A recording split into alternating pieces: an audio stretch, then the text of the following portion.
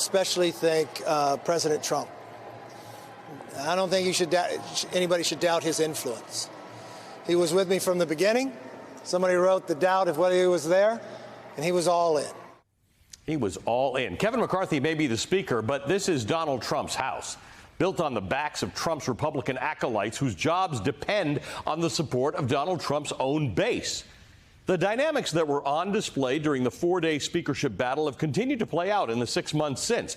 The Chaos Caucus Republicans, many of whom are Trump loyalists and some of whom participated in the attempt to deny McCarthy the speakership, brought the country to the brink of economic default just a few weeks ago, encouraged by Trump to stonewall efforts to reach a deal on the debt limit.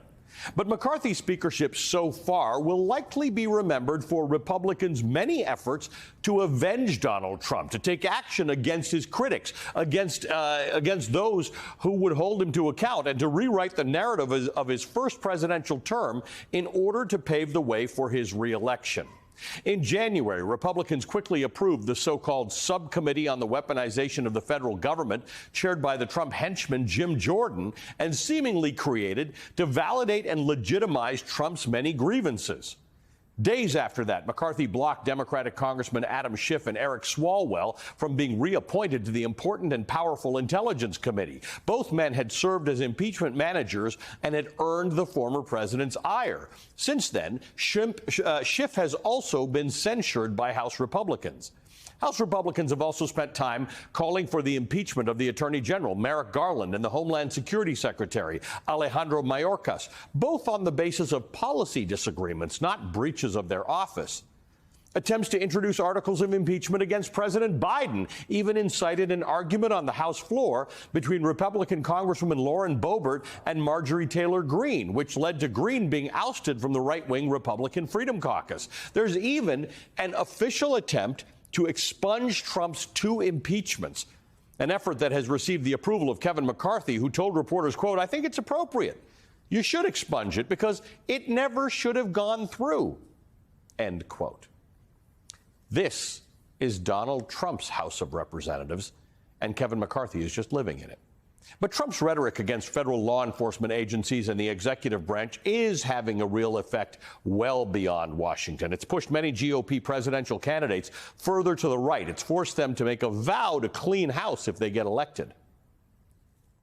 Well, I think 2.5 years of the Russia hoax undermined confidence in equal treatment under the law in this country.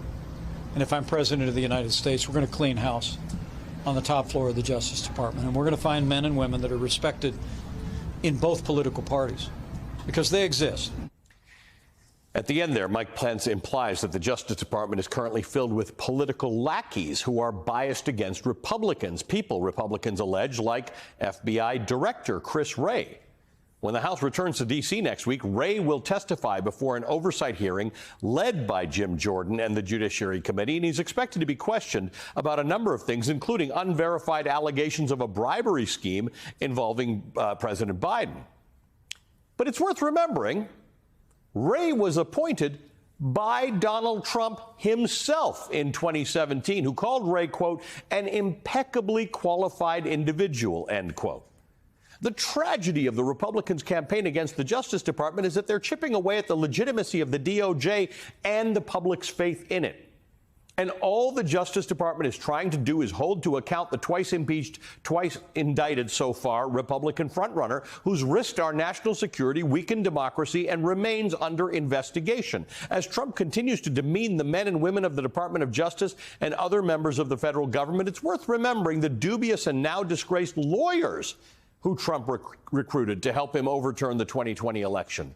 Just yesterday, a disciplinary panel unanimously recommended that Rudy Giuliani be disbarred for his role in those efforts, saying that, quote, "his malicious and meritless claims have done lasting damage," end quote. On Wednesday, Lynn Wood was basically forced to retire amid disciplinary probes by the State Bar of Georgia, and Sidney Powell is under scrutiny by special counsel Jack Smith as his investigation homes in on a chaotic Oval Office meeting during which Trump and his allies discussed, among other things, appointing Powell, Trump's lawyer, as special counsel to investigate baseless claims of election fraud.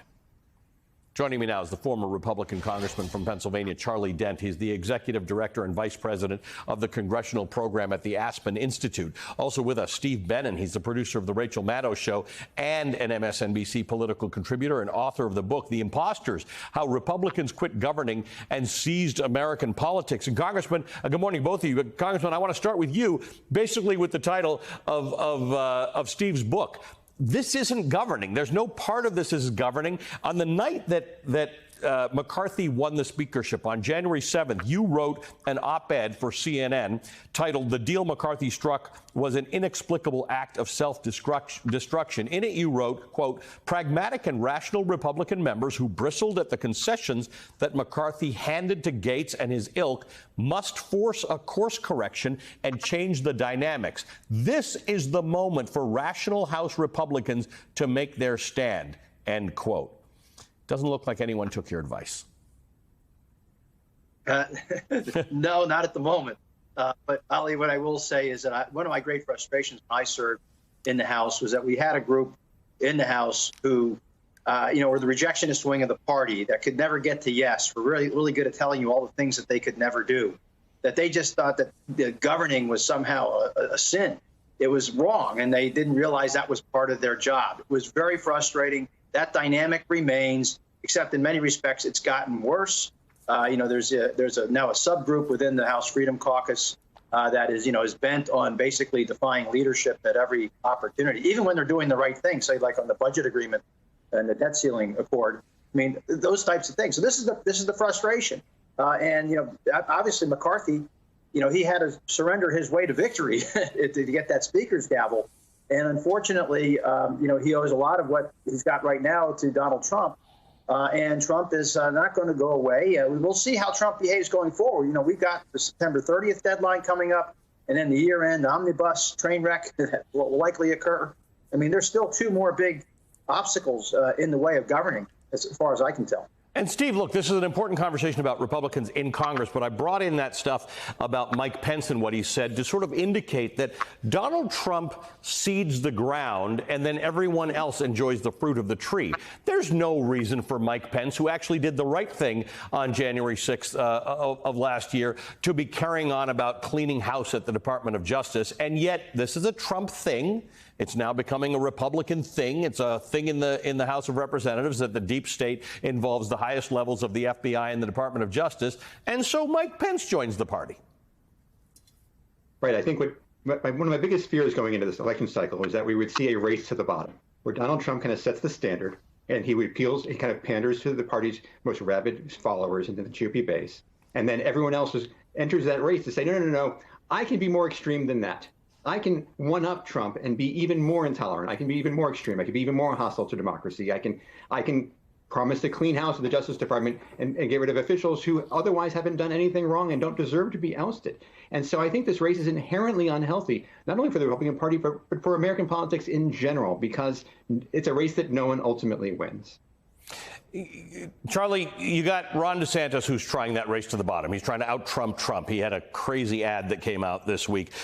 He implied that Donald Trump's marginally nice to gay people, and that's why he shouldn't be the presidential candidate. On the other hand, you got Will Hurd, who's just joined the race. You got Asa Hutchinson. You got Chris Christie. People who are prepared to take a stand and say, hey, we stand for sort of conservative principles, but not that.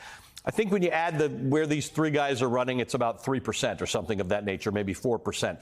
Is there any hope that enough people might make it to a debate stage where they can sort of say there's an alternative in the Republican Party, and it doesn't have to be Trump, and it doesn't have to be people who try and out-Trump Trump like DeSantis? Well, I certainly hope there's a path for Chris Christie and Will Hurd and Asa Hutchinson. But one thing about Christie and Hurd, which differentiates themselves from some of these other Republican candidates, is that they have actually run and won in very difficult places where Republicans aren't really supposed to win. And so they come at this from a very different perspective. They understand the importance of winning independents and swing voters. And they also understand that Trump, is a disaster, is a catastrophe with those types of voters. And what these guys are good at pointing out, and this is where I hope most Republicans will soon get sick of losing, again, I keep saying that, Trump has made losing great again, because all we've seen since Trump was elected in 2016 for Republicans was defeat. In 2018, the House, 2020, the presidency and the Senate, 2022, a significant underperformance by Republicans. So at some point, the party must get serious about winning. And at least Christie and Hurd and Hutchinson, I think, are talking about that by trying to out-Trump Trump, as some of these other guys are doing. Well, why bother? I mean, why would you take the cheap imitation when you can get the real thing? Right. I guess. I mean, it doesn't make any sense. And Trump they all know he's a disaster. Even the people who are supporting Trump know he is not good for the health of the party or the majorities.